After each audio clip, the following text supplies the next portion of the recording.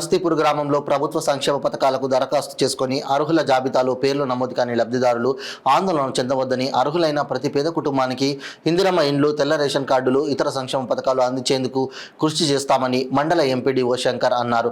మండల పరిధిలో 3వ రోజు నిర్వహించిన గ్రామ సభలో ఆయన పాల్గొని లబ్ధిదారుల ఎంపిక ప్రక్రియను పర్యవేక్షించారు. ఈ సందర్భంగా ఎంపీడీఓ ప్రజలకు పలు సూచనలు చేశారు.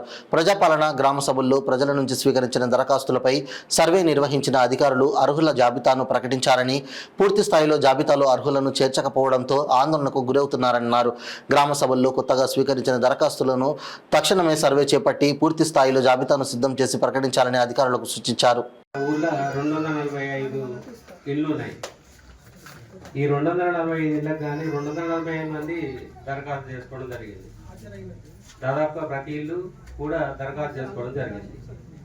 దాంట్లో ప్లాట్ లేనివంటే ఇది ఇప్పుడు గవర్నమెంట్ వారు ఫిల్టర్ చేసేసి ఎవరైతే అర్హులైన వారు ఉన్నారో వాళ్ళను 2 రకాలుగా విభజించడం జరిగింది. ఒకటి ఏంటంటే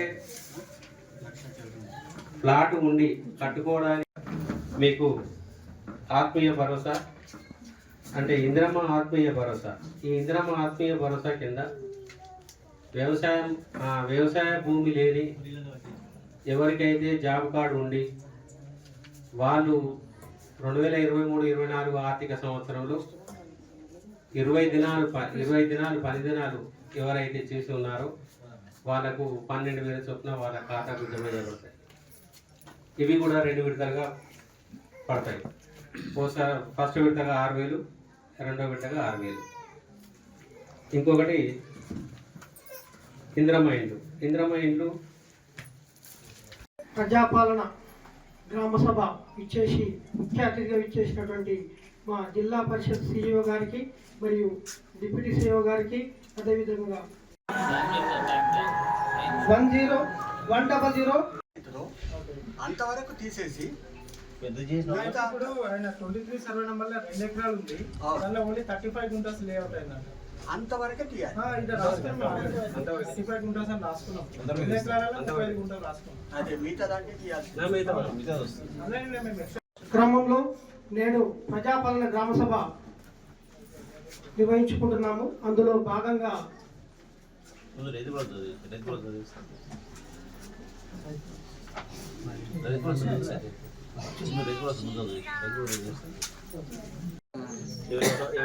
చామంత 10069 పెంటమ్మ దాన్ని డీటెయిల్ ఎంక్వైరీ చేసిన తర్వాత ఎలిజిబుల్ లేకపోతే తీసేస్తే ఎలిజిబిలిటీ ఇస్తాం. ఇప్పుడు ఎవరిని అప్లై చేయమంటారు సార్? ఇప్పుడు ఏం చెప్పినా 100 సార్లు చెప్పినా కదా చెప్తున్నారు కదా, 20 రోజులు పని చేసి జాబ్ కార్డు ఉంటే భూమి లేని ఉంటే చేసుకోమండి.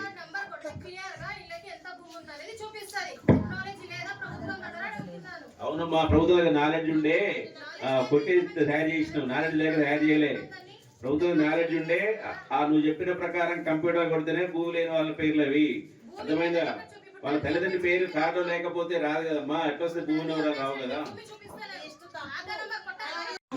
అది మా పరిధి కాదు. అది ఇప్పుడు ఎవరో హామీ ఇచ్చిన దాంట్లో మేము దాన్ని ఆగండి మీరు చెప్తే నాకు అర్థమైంది. ఎవరో హామీ ఇస్తే మేము దానికి సంజయ్ చెప్పు, ఓకేనా?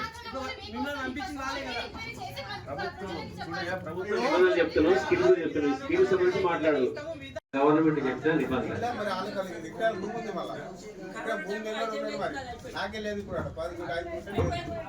అవునయ్యా నేను చెప్పేది. అప్పుడు జాబ్ కార్డు డివైడ్ అయింది, అదే కంటిన్యూ అయింది కదా. మన క్లబ్ కాదు కదా.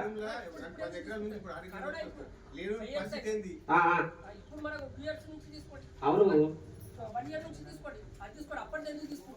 జాబ్ కార్డు అవి ఉంటాయి కదా. అది జరగలేదు.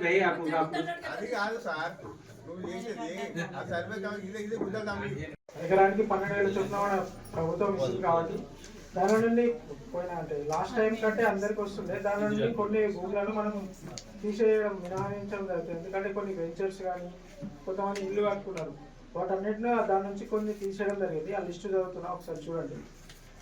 కొత్తకాపు కళావతి, కొత్తకాపు జగన్మోహన్ రెడ్డి, సొలపల్లి వెంకటరెడ్డి, రాగిబోగుడ సరళ, రాగిబోగుడ ప్రభాకర్ రెడ్డి, తాడువాయి శ్రీనివాస్ రెడ్డి,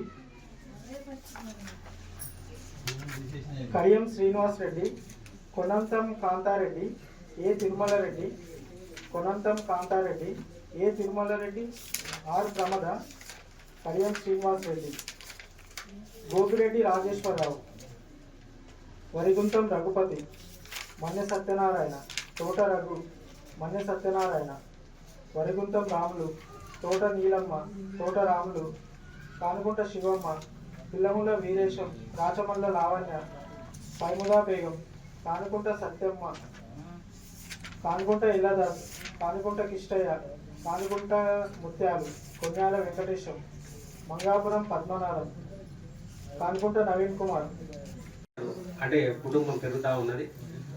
ఎవరైతే ఎగ్జిస్టింగ్ అంటే పాత రేషన్ కార్డులు ఉన్నాయో వాళ్ళ ఇంటికి వాళ్ళ కోడలు కానీ లేకుంటే వాళ్ళ ఇంట్లో మనవలు మనవరాలు వీళ్ళు కుటుంబ సభ్యులు పెరిగారు. ఆ పెరిగిన తర్వాత వాళ్ళకు వీళ్ళను ఎగ్జిస్టింగ్ రేషన్ కార్డులో ఈ యూనిట్లను కలుపుకోవడానికి అవకాశం ఉంటుంది. అంటే వాళ్ళను యాడ్ చేస్తారు. అదేవిధంగా రీసెంట్గా మనకు సమగ్ర కుటుంబ సర్వే ప్రకారంగా 10 మందికి కొత్త రేషన్ కార్డు వాళ్ళు అడిగారు. వాళ్ళకు కూడా 10 రేషన్ కార్డులకు సంబంధించినంత వరకు రీసెంట్లీ వాళ్ళు సర్వే చేయడం జరిగింది.